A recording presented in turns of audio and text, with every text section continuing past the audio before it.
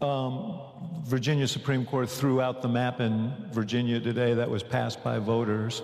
And so that was a big blow. Democratic Party thought they'd net 4 seats out of that. I think, I don't know, somewhere here, David Wasserman from the Cook Report is here. I think they today switched between Florida, which is redistricting, Tennessee, which is redistricting after the Voting Rights Act was struck down, Section 2. And then what happened in Virginia today, they moved 12 races from toward the Republicans. 4 or 5 of them were strongly Democrat and swung to the Republicans. First of all, how concerned are you about that relative to November? But where do you think this whole redistricting war is going to go? Well, I mean, I'm tremendously concerned about it with respect to our country. The courts have been hijacked. The courts have been hijacked by conservative activists. And this is not, they have completely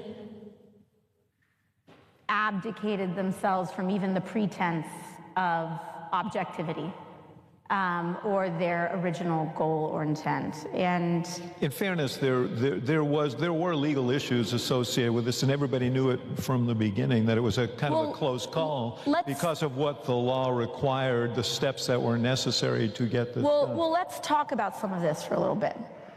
First of all, let's zoom out. Redistricting in Tennessee, North Carolina, Texas, Florida, Missouri, none of that challenged or overturned by the courts, despite very clear and brazen constitutional violations, such as in the state of Florida, right? But that, you know, they've bought their courts, and so it's not going through. But what the difference is here in the state of Virginia is that all those other states I just listed, those maps were passed by their state legislatures. Virginia was an election of 3 million Americans. This court did not overturn a map. It overturned an election. An election. And when we talk about the balance of power and a system of checks and balances, it's one thing for a court to check a legislature or an executive, but the end-all and be-all of power in America should be the people. Elections. It should, and the result was clear. And so I think it actually was pretty close. It was close, but it was clear. This was not a recall. This was not rather a recount situation. It was clear, close but clear. And we are in an era of a very real constitutional crises about the limits of power. Because what do you do? What do you do in a situation like 3 million? I mean, I think that, you know, and my understanding too, Hakeem Jeffries issued a statement today saying that this is not over, and they are currently exploring their options here, which I look forward to seeing what the outcomes for that are. But I don't think that we should take this sitting down. Let me ask you just last thing on this, and I'm looking at the clock, and they're going to admonish me quick soon. So if we run a little over, is that okay with you guys? Yeah. So for those backstage who are pissed at me, talk to them. Virginia's 55-45 state. Most states in this country there are a lot of states that are relatively close. If that map goes into effect, if you were successful in somehow overturning, I think it's going to be hard to do. It would be 10 Democrats and 1 Republican. It's 6-5 right now. And you see this replicated elsewhere since the president started this redistricting war. Is that healthy for the country?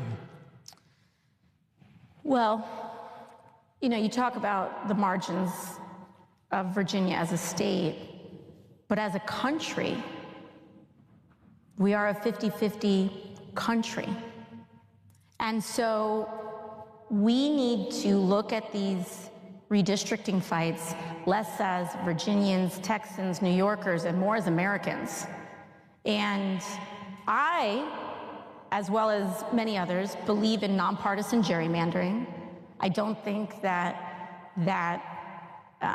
elected officials choosing their voters is healthy as opposed to voters choosing their elected officials, and that's what gerrymandering does. In the present environment, however, when you are seeing states like Tennessee want to wipe out every black representative on the map in these states, we have an obligation as Americans to stand with black Americans and communities whose representation is being disenfranchised. And so if Virginia were an island or a country unto itself, no, it wouldn't be good. If New York was a country unto itself, no, it wouldn't be good. But I, as a New Yorker, have an obligation to stand with the folks in Tennessee whose political representation is being wiped out. I, as a New Yorker, have an obligation to stand with Texans. There's talk about further, I guess, gerrymandering in New York. Would you encourage that? Absolutely.